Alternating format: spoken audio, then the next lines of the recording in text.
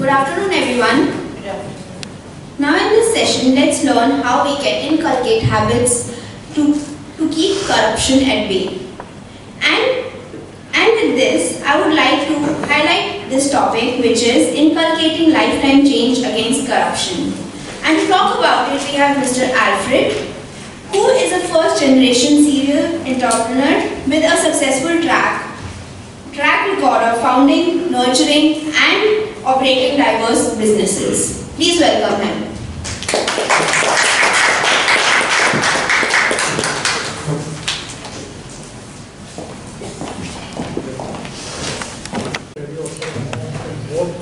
Good afternoon.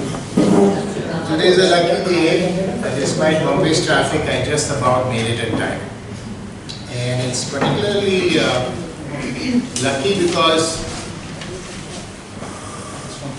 Where is that? Yeah, okay.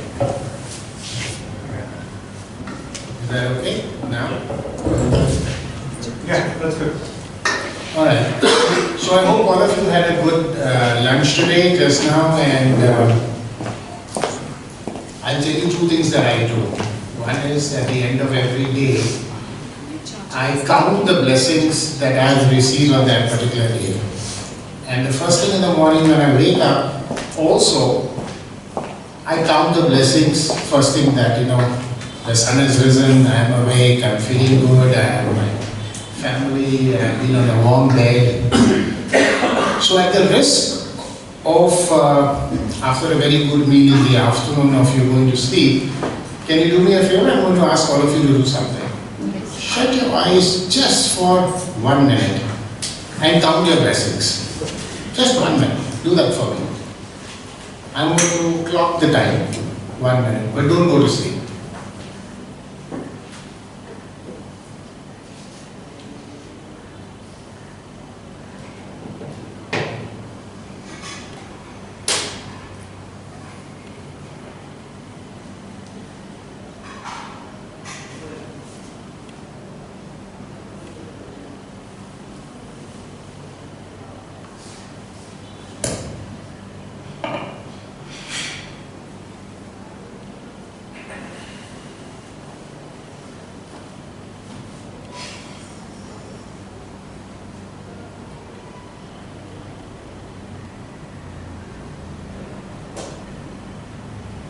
Thank you. Isn't it a wonderful day? Isn't it a wonderful life? And all of you belong to the sacred land of Punjab. So among the first things I hope that you would have thanked that you have such a great heritage behind you. I see that we have a wide spectrum of age group here. So I hope to touch each and every one of you, because recently I remember I was a guest lecturer in IIM Lucknow, and when I was giving them some examples to the youngsters, MBA students, I realized that some of the examples were going bouncers to them because they couldn't understand. आज के ज़माने में बच्चों को अगर बोलो कि हमारे ज़माने में लैंडलाइन नहीं होती थी, so they couldn't understand what was difficult because they take so much for granted. All of us have a mobile phone on hand, and actually the world at our beckoning. कुछ बोलो mummy daddy से पूछना नहीं है तो मैं Google कर दूँगा.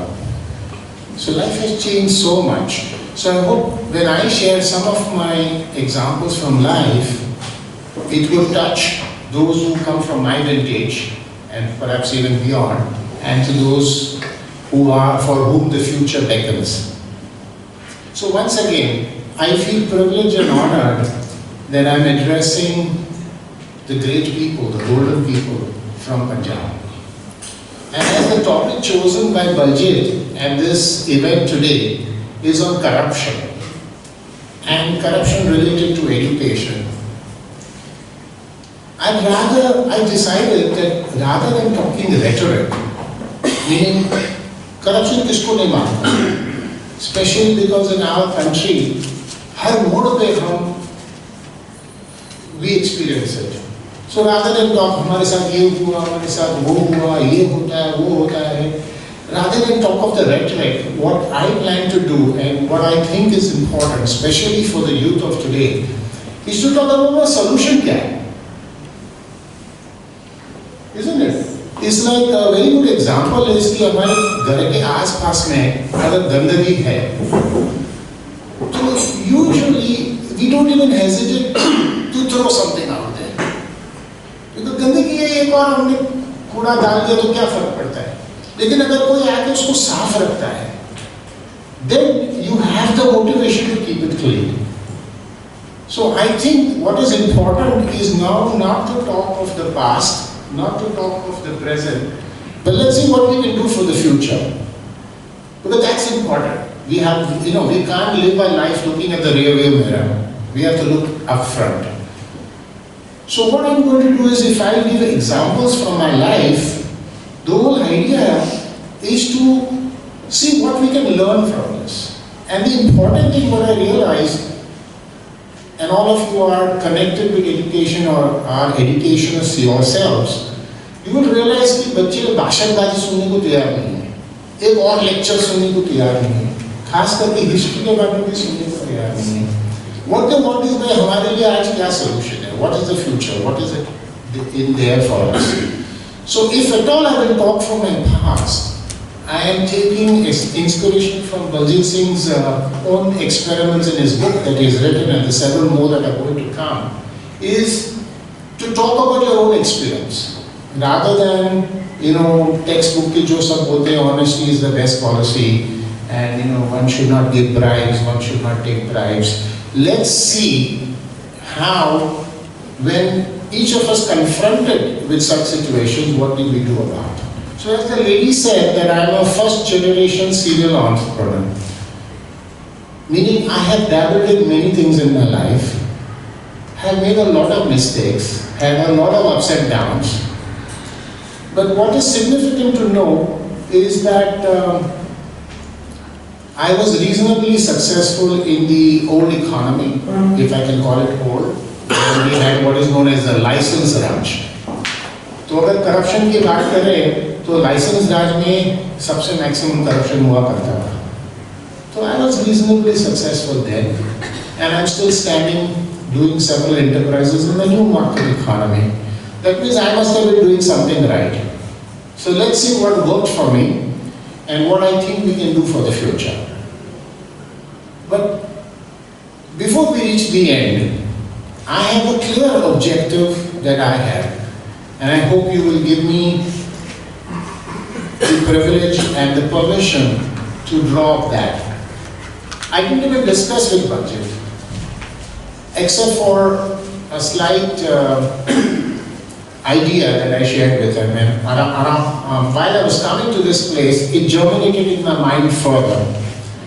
I said, honestly, the Sikh community, Punjabis, are known for what? For your courage, for being a warrior clan, for fighting the invaders, keeping them away from India. So basically, courage and valor is in your blood. Why you did that? And nobody can take away that from you. It's in your genes. Why you did that?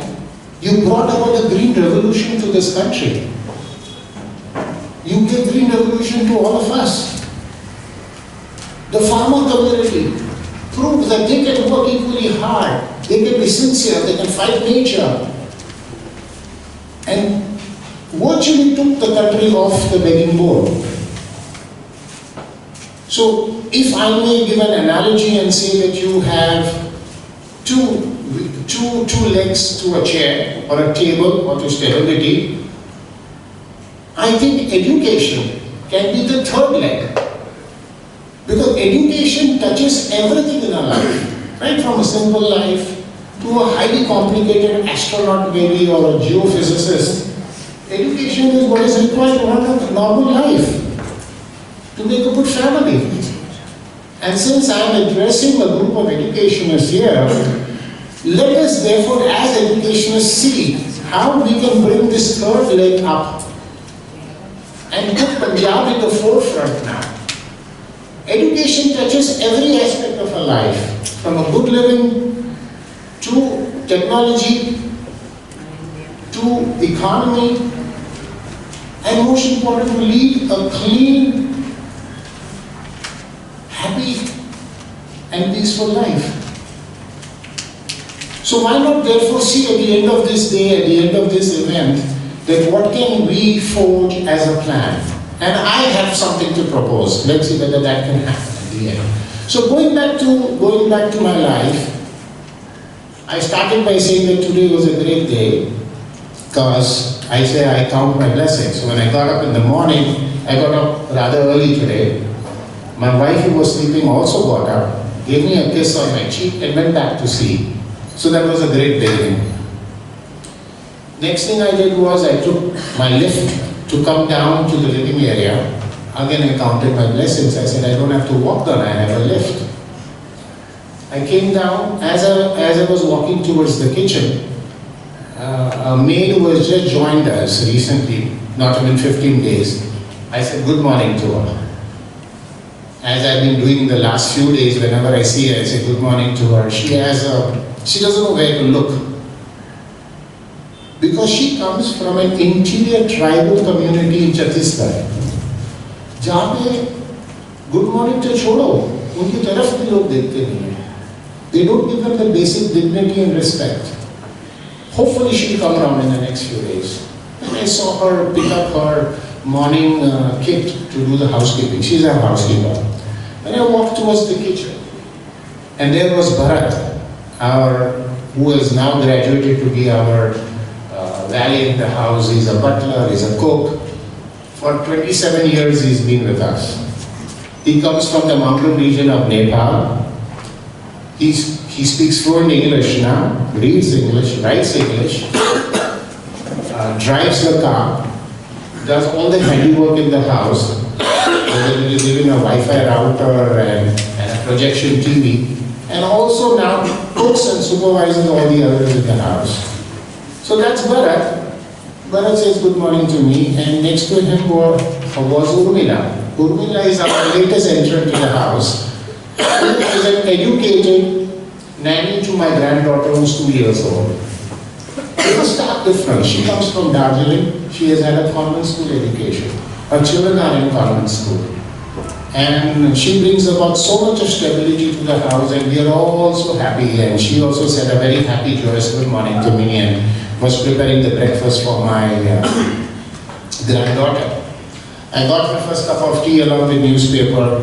I was sitting in my garden terrace, looking at the Arabian Sea, listening to the waves hitting the rocks, the pigeons playing along the plants, the parrots making noise overhead. And I said, God, there is so much to thank for. I also then said thank you that I have got this privilege and honor to come to you and to address you and talk to you.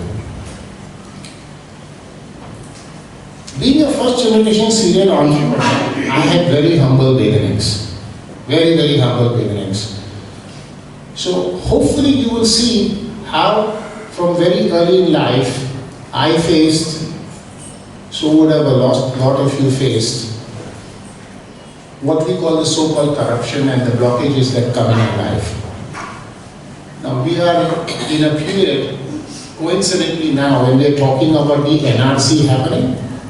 So during our time, when you reached the 11th standard, which was SSC, we all had to suddenly keep our records straight. We had to give a municipal birth certificate and get the name changed, the age correct and what have you. So for the first time I was, I think 14 or 15 years old. I went to the municipal center to get my birth certificate. As was very common those days, there was a long queue. I was standing in the queue as a perhaps the only young boy. And we're all waiting for the so-called counter to open. Probably the opening time was 9 o'clock, and this was way past 10 o'clock, and the counter is still not open. Those were the days when this was aam cheese, aam baate, government office mein, kabhi samay pe poochne nahi. And then comes this lady imagine I am here at the counter, and we could see that there was one lady coming in through the door, the main door of the floor, and from everybody's expressions, who would have perhaps come second or third time there, we knew this is the lady who's supposed to be at the counter. So she comes swinging her bag, not looking at any one of us, not even being the slightest apologetic, comes to the counter, doesn't even look at us, opens her bag, removes a tiffin, and shouting to the canteen boy, "Shetty, aaj khane pe kya hai?" And nonchalantly, she takes her tiffin and goes towards the canteen to have her dabba. And all of us are sitting quiet doing nothing. As if that was not bad, after about 20-30 minutes, my turn came to face her. So I went up to her and gave her the relevant details of the nursing home, the year and the day. And surprisingly, she found my so-called records for birth certificate, and she gave it to me. And I had the shock of my life. मेरा माँ का नाम कुछ भलता लिखा हुआ था, मेरा डैडी का नाम भी कुछ स्पेलिंग में बहुत गलती था. So I said, चलो spelling mistake तो मान जाता है, but I said, this is not my mother's name. So she thought, because I was born into a Christian family, so I had a baptism certificate. All of you would know that the church gives you a baptism certificate. So I had that record where it was all okay. And so I tell her, young as I was, that madam, ये नाम गलत है. She doesn't even look at me and she laughs loudly. देखो, माँ बाप को जब बच्चे होते हैं ना, खास करके जब लड़का होता है ना, तो इतनी खुशी कुछ भी भाग के चले जाते हैं. और वो साथ ज़्यादा बड़ा होके हमको आते हैं सिखाने को कि नाम गलत है. What a ridiculous experience. At that young age, I came back, I didn't know what to tell her. I mean, that's another story that I changed, got finally my record straight and came back. So as far as I could think today when I came here to talk about corruption, that incident came into my head. When did I first actually experience that? Then in no particular order, I remember, हमारे ज़माने में अभी भी होता रहेगा, आपके यहाँ पे भी, there used to be the corner store, the grocery store, छोटा सा बनियान का दुकान होता था, तो हम लोग हमेशा वहाँ जाते थे, वहाँ बेचते थे, हम लोग को कुछ ना कुछ खरीद के लेके आओ.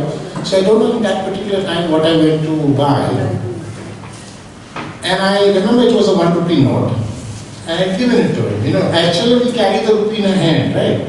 तो पहली चीज मेरे हाथ से ले लिया उसने, and whatever I needed to buy, he had it packed. And when it came to me, he said, पैसा? So I said, अभी तो दिया था 1 रुपया. He says, कहाँ दिया था? And he made me cry. Because for me it was that I gave him 1 rupee. Now he's saying I'm not given him, and mummy को जाके क्या बताऊंगा मैं? So that was a shocking experience for me again.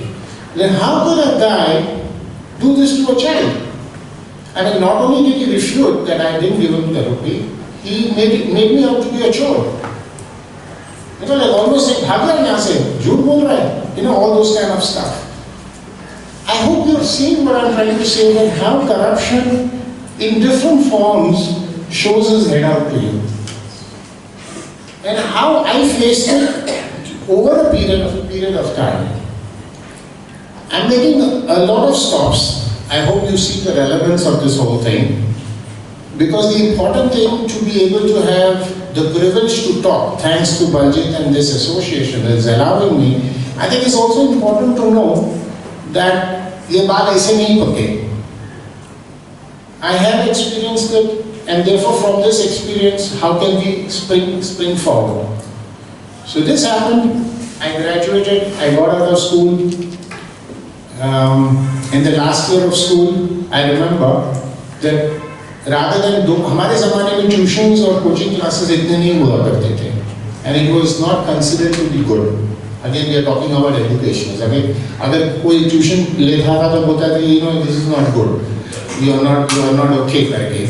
Or even the teachers would say, क्यों tuition चाहिए? हाँ, मेरे पास आ जाओ. You know, come and we teach you for free. I did have one teacher who did that for us over the last months. So I took up a job in the mills of Bombay, the textile mills of Bombay. And in the mills, there was elderly people if you have any idea about mills, if you've ever been to the mills of those days, they were dark, dingy, noisy, and the old men who were working there would work in banyans that were, all torn and cheeks sunken. And imagine as a young child, that was a terrible, terrible, terrible situation to look. Why am I talking this? Because I am saying to the youth, we have to always not only show the mirror, but also show them the future. So imagine what I was put off, what I was at that young age being confronted with. So I'm looking, हमारे भी life ऐसा रहेगा? इतनी आवाज, इतने धूल, इतने डर जगह में. And worst is when I'm talking to these people, uncle, आप कितने साल से काम कर रहे हो? At that young age, when somebody says 30 years, 40 years, आपके horizon में, this is like an eternity. 40 years is an eternity to a young child. ऐसे 40 साल बाद ये हाल होगा हमारा काम करने के बाद.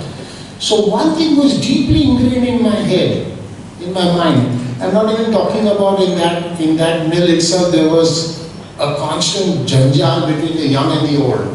The old were wanting to work hard, extra hours, so that after retirement the Malik could still keep them on. The youngsters were saying, "ये बुढ़े लोग काम कर रहे हैं, हमको overtime नहीं मिल रहा है." So at that young age, we were seeing all those conflicts happening. So one thing was clear in my mind, that I am never going to be ever be in a situation like this. I must confess that would have happened to me subconsciously. Fortunately for me, such experiences propelled me to think positively. Whereas there could be a lot of other children who could go into depression. But it is not now going to be working on depression. So as parents, as guardians, as educationists, we have to always make sure that our children, when exposed to such situation, today दूर जाने की जरूरत नहीं. आप television चालू करो, news पढ़ो. There's only violence around. There's only bad things happening. War in all parts of the world. Poverty. Virus issues. People being sick.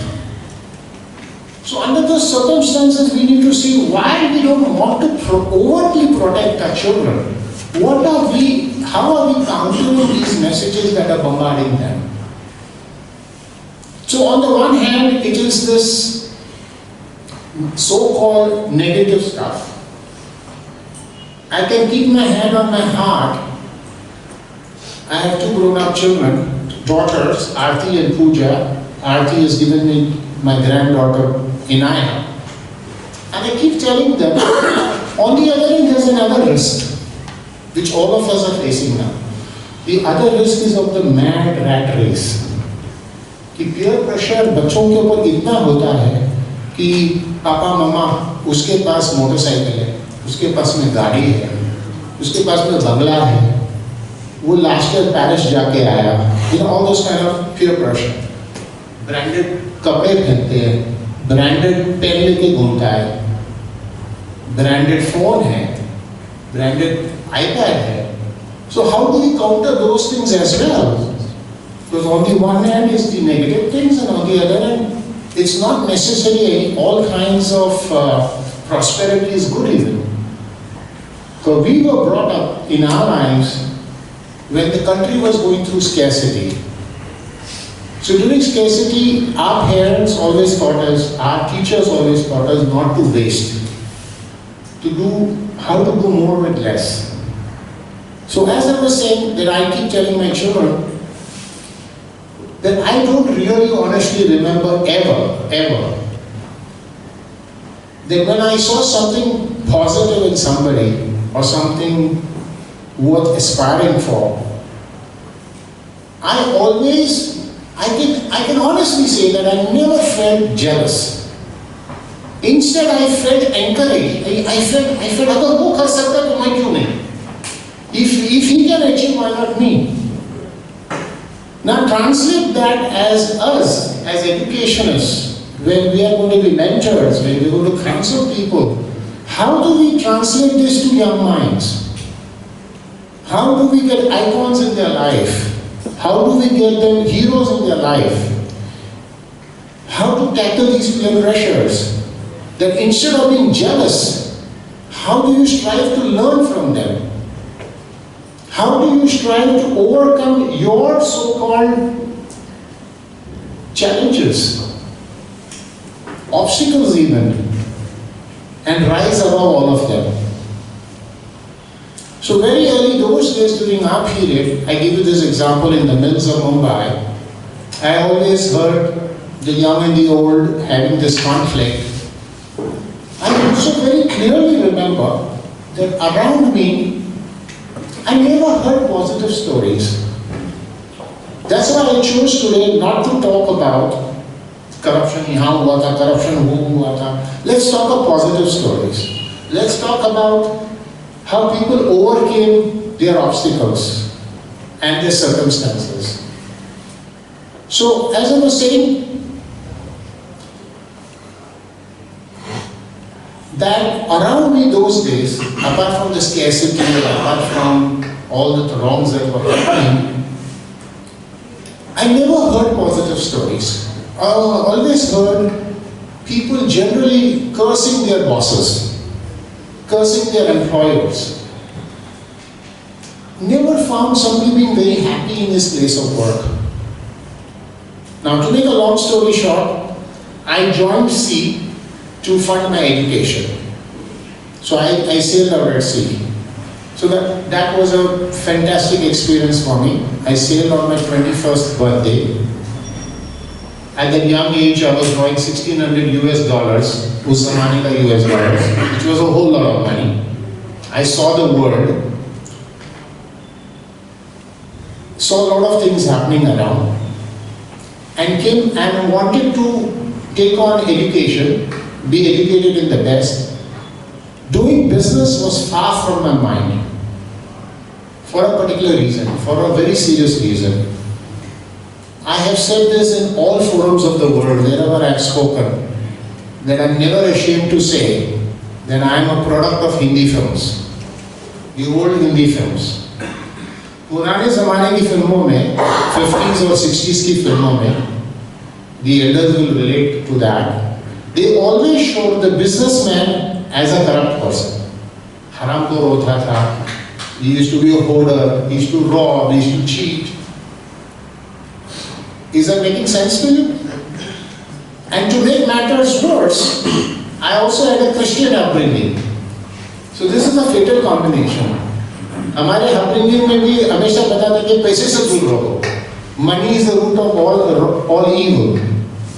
But पैसे के असल मतलब नहीं बताते थे. How money can buy freedom to you. So doing business was far from my mind. I said if I will work, I will be the top in my organization, whatever I want to do. So whenever I talk to Baljeet, I do understand. 2 days back we were talking about how he drove right from Dallas, on one side of the world, right up to California in his car. Sorry? New York to California. New York to California in his car. Virtually lived in his car, got his admission to Stanford. But for reasons that he couldn't afford, he said no to it. And what I like about him, that we were talking about PhD now, I said, Baljeet, you should be getting a PhD now, except for the good work that you're doing. And you know what he turned around and told me, अगर PhD लेगा तो सारा Stanford से लेगा. So that's called determination. That's called that whatever experience happened in your life, you take that to propel you, to direct your life into greater things. So as educationists, we need to all the while keep in mind that how do we inspire, and most of all by our own examples, children. So when it came to me, I decided that मैं ऐसा कुछ पढ़ के आऊँगा जिससे I will get a head start, सबके आगे रहूँगा. So the microprocessor was invented in 73. I joined the course in 1976. So I thought I would get a head start.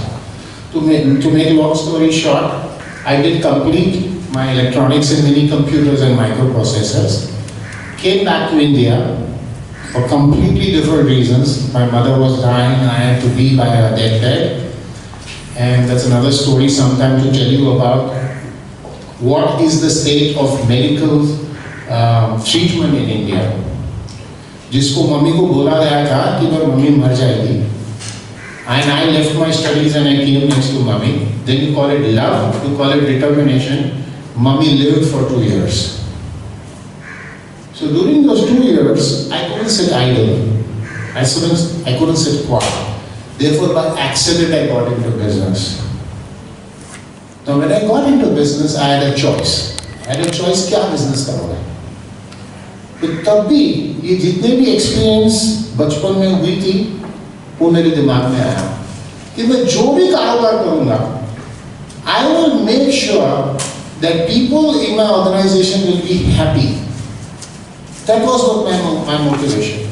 That was my objective. That was my mission statement by then. तो जो भी करूँगा, people in my organization will be happy. Which आज के ज़माने में lip service करते हैं ना, लोग बोलते हैं people first. They will not do anything at the cost of our people. They come first and things like that. So that is how it has remained. That is how I ended up doing a whole lot of businesses. So right from catering and housekeeping, we are doing a 150-acre township in Israel.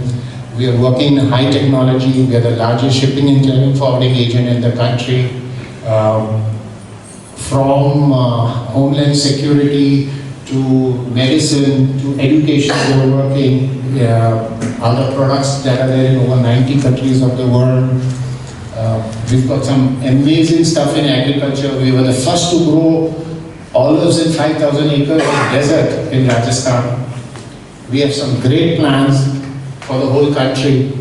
And I'm hoping, Baljeet, I'm hoping through this forum that we should have a cooperative. I have an office in Israel for the last 20 years. We were recently appointed by the Innovation Authority of Israel and the Government of India to manage the Bridge to Innovation program in agriculture, health and water. You must have read in the papers, Modi ji had gone to Israel and then the Israeli Prime Minister had come here and we had said that we will focus and we were appointed out of a global competition and tender. We got the tender to actually manage this program and 6 pilots have already started in India with Israeli technology. So while driving their budget, what came to my head is, I said, here is Punjab, which is a warrior clan, which has faced in ancient times aggression, and even now we have border conflicts, you have shelling happening to your farms and fields. And then we are the ones who first did the Green Revolution. Do you see the similarity with Israel? Israel is even today battling with aggression all over it. And Israel has made agriculture a great success in the world. Therefore, how many of you know that Israel is also #1 in education, in high technology? My daughter just now has completed a full scholarship in international MBA from Israel. So we have to look at having a cooperation with even on the education front. Excellent. Because the culture, look at the culture that comes. You know, the hard-working culture, the sincere culture, the ability to see uncertainties in this world. So I shall be very happy to work towards that as an objective. If you have had 2 days of conclave here, with decision makers, thought leaders, I think we should put in a paper to understand how to do this. Excellent, Alfred. Thank you so much. Let's give a big hand